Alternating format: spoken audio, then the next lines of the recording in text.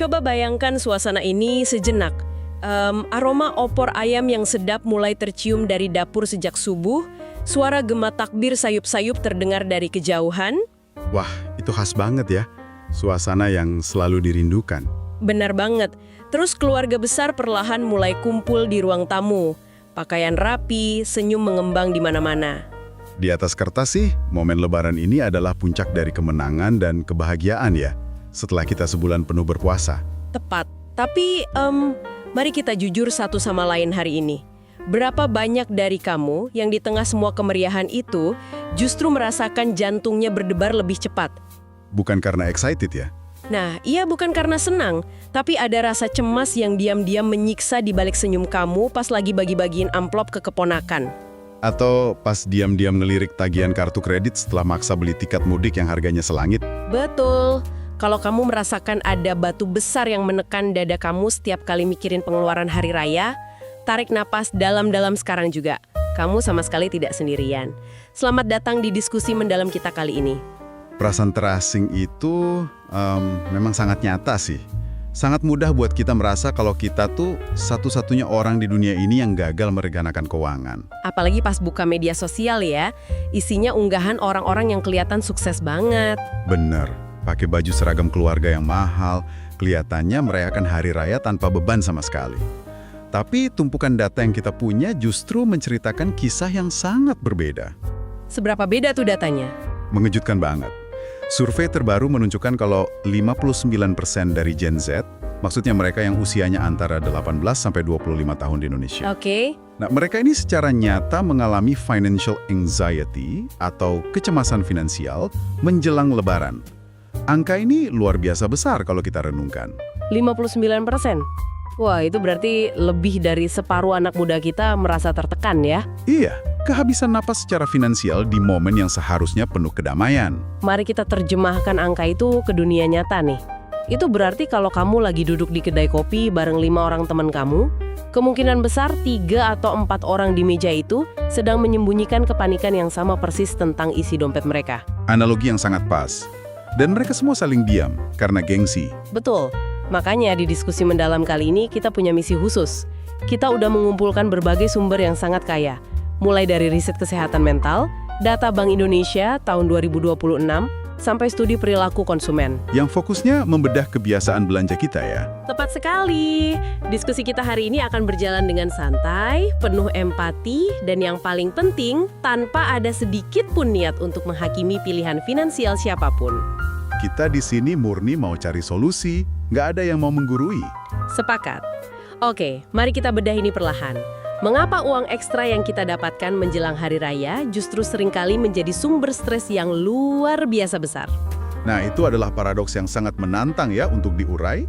Secara logika dasar kan, tambahan uang seharusnya bikin beban pikiran berkurang. Iya dong, uang nambah harusnya senyum makin lebar. Tapi dalam konteks hari raya, uang ekstra ini datang dengan label harga psikologis yang sangat mahal. Kita harus perjelas dulu definisinya berdasarkan literatur kesehatan mental. Berarti ini bukan cuma soal dompet lagi tipis ya? Sama sekali bukan. Kecemasan finansial ini didefinisikan sebagai ketakutan irasional terhadap ketidakstabilan keuangan. Dan dampaknya itu sampai merusak fungsi psikososial seseorang, memicu depresi, sampai bikin keputusan impulsif. Tunggu sebentar, merusak fungsi psikososial itu wujud nyatanya kayak gimana sih di kehidupan sehari-hari? Bahasa medis kadang agak berjarak gitu buat dipahami. Sederhananya gini, stresnya tuh udah sampai mengubah perilaku kamu. Contoh gampangnya, kamu jadi gampang banget marah ke pasangan cuma karena urusan sepele pas mau packing mudik. Oh wow, senggol bacok gitu ya istilahnya? Betul.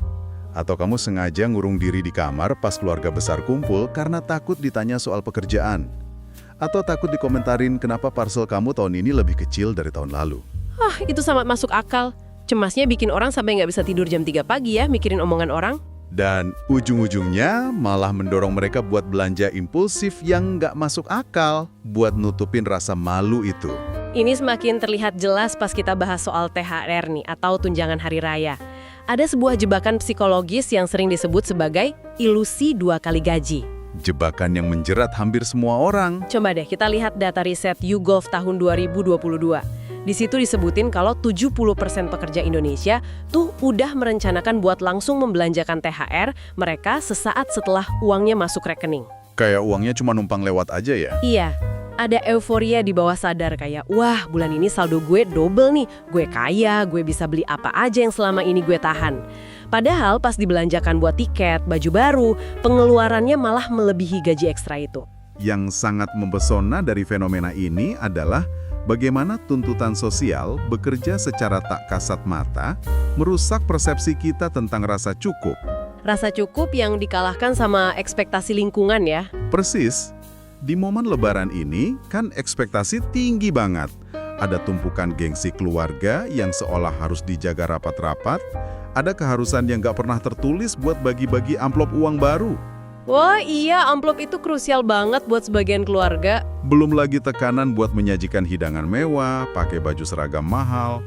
Semua ini memicu mekanisme perbandingan sosial yang kejam. Kita nggak lagi ngukur kebahagiaan dari apa yang kita butuhin, tapi terus membandingkan apa yang kita punya dengan apa yang orang lain pamerkan.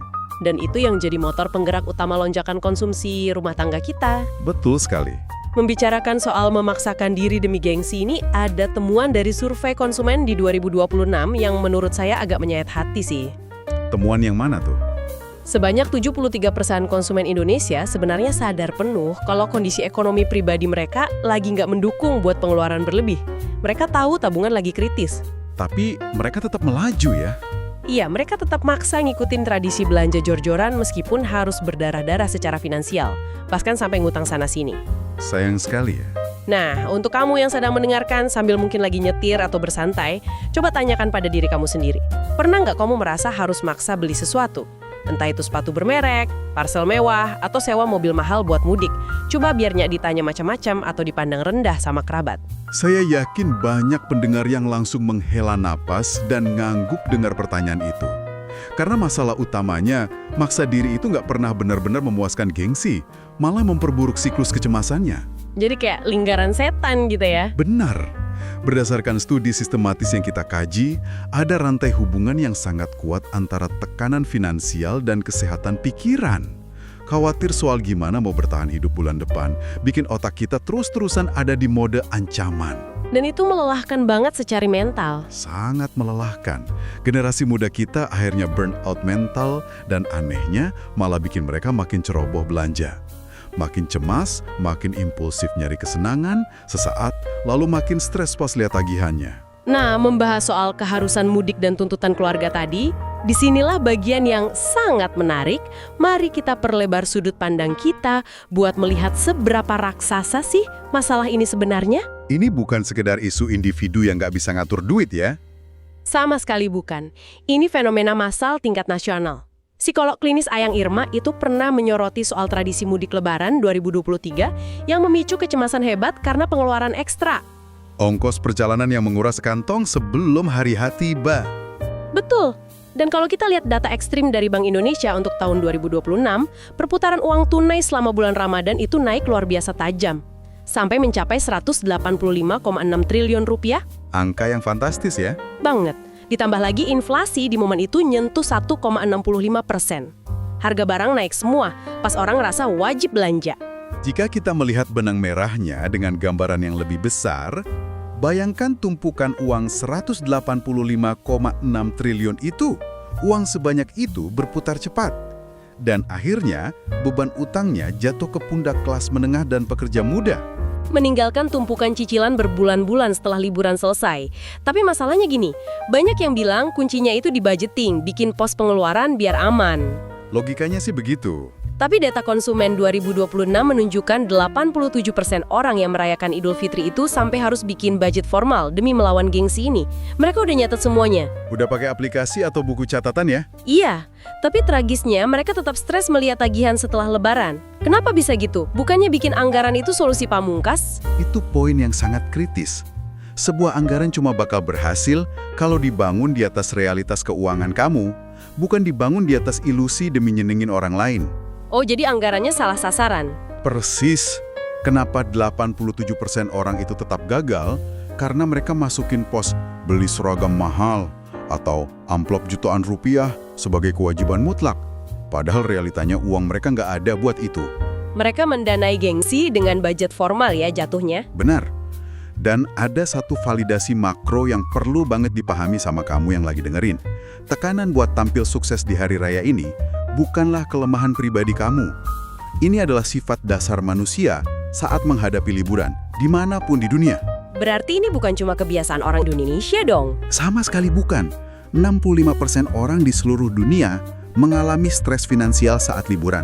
Polanya persis. Contohnya di mana tuh? Coba kita lihat Natal di negara-negara barat. Rata-rata pengeluaran di Amerika Serikat untuk liburan itu tembus sekitar $2.000 atau setara 30 jutaan rupiah. 30 juta cuma buat satu musim liburan? Iya. Dan akhirnya 27% dari mereka berutang dan 33% menyatakan sangat menyesal. Berujung penyesalan ya? Polanya seragam banget berarti. Sangat seragam. Studi dari Universitas Skövde juga menghubungkan tekanan harus mengikuti gaya hidup orang lain dengan perilaku impulsif, gangguan tidur, sampai konflik keluarga. Kesimpulannya, dorongan memamerkan kesuksesan di depan keluarga itu fenomena psikologis yang universal. Jadi, apa sebenarnya makna dari semua ini? Dengar kalau cemas itu fenomena universal memang ngasih kelegaan ya, tapi kita kan nggak mau cuma pasrah. Tentu, kita harus ambil kembali kendali. Kita pengen merayakan kemenangan kan, bukan merayakan utang. Jadi kita butuh solusi empatik dan praktis yang gampang dilakuin tanpa ngerasa diguruin. Kabar baiknya, dari berbagai riset tadi, ada 6 strategi berbasis bukti ilmiah yang bisa langsung kita terapkan. Panduannya membumi banget. Kita bagi 2 pilar, taktik finansial dan taktik mental. Oke, mari kita bahas taktik finansialnya dulu. Seringkali pas THR cair, uang tuh berasa kayak pasir ya, gampang banget lepas dari genggaman.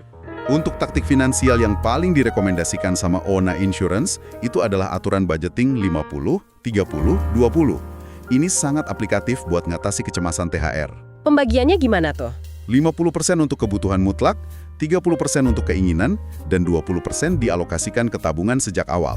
Susun daftarnya jauh-jauh hari, dan bedakan mana yang butuh, mana yang sekedar ingin. Tapi prakteknya kan kadang nggak gampang. Gimana kalau harga tiket mudiknya aja udah nyedot 80% dari THR kita? Aturan 50, 30, 20 ini langsung hancur dong. Nah, itu realitas yang sering kejadian. Kalau kebutuhan pokok kayak tiket mudik udah ambil porsi besar, kamu harus tega memangkas habis porsi keinginan yang 30% tadi. Wah, ini yang butuh kedisiplinan tingkat dewa. Memang. Dan ada aturan emasnya. Lunasi dulu utang konsumtifmu pakai THR sebelum dipakai buat gaya hidup. Jangan sampai kamu sibuk pamer tapi cicilan kartu kredit di belakang terus mencekik. Setelah itu baru sisihkan untuk zakat. Masuk akal. Terus 20% untuk tabungannya gimana cara ngamaninnya? Gunakan aplikasi literasi keuangan kayak D-Bank yang punya fitur pemisahan dana darurat otomatis. Singkirkan 20% itu dari pandangan kamu supaya nggak gatel pengen dibelanjain. Menyingkirkan uang dari pandangan itu cerdas sih, tapi kadang secara logika kita udah ngerti, catatannya udah rapi, tapi pas kumpul keluarga dada ini tetap sesek dengar komentar mereka. Nah gimana dengan taktik mentalnya? Ini pendekatan yang sangat lembut dan butuh mindfulness. Sederhananya gini, pas kamu lagi cemas lihat harga tiket yang mahal atau tertekan lihat barang kerabat yang mewah, berhentilah sejenak, tarik napas dalam-dalam. Apakah sekedar menarik napas beneran bisa ngelawan tekanan sosial sedahsyat itu? Secara klinis, iya. Ada studi terapi perilaku kognitif atau CBT online berjudul Space from Money Worries. Studi ini membuktikan kalau meditasi singkat 5-10 menit sehari ditambah refleksi budget mingguan bisa menurunkan overthinking dan depresi secara drastis. Wow, cuma butuh 5-10 menit sehari ya? Kenapa itu bisa seefektif itu buat otak kita? Karena saat kita panik, bagian otak yang mikir logis itu mati. Menarik napas, mengembalikan oksigen ke otak depan kita, biar kita nggak asal pencet tombol bayar cuma karena panik dan gengsi. Pendekatan yang sangat menenangkan.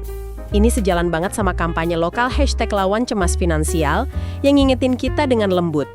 Mencari stabilitas mental pasca lebaran itu bentuk kedewasaan sejati yang jauh lebih keren daripada sekedar memenuhi gengsi sesaat. Betul sekali. Menjadi waras dan damai itu pencapaian terbesar. Kalau kita rangkum perjalanan diskusi kita hari ini, kecemasan finansial jelang lebaran itu dipicu perpaduan ilusi banyak uang dari THR dan tekanan gengsi sosial. Namun, hal itu bisa diredam dengan budgeting 50, 30, 20, dan praktek mindfulness tadi ya. Persis. Kita punya kendali atas itu semua. Hal ini memunculkan satu pertanyaan yang sangat penting. Sebuah pemikiran yang ingin saya bagikan buat direnungkan oleh pendengar.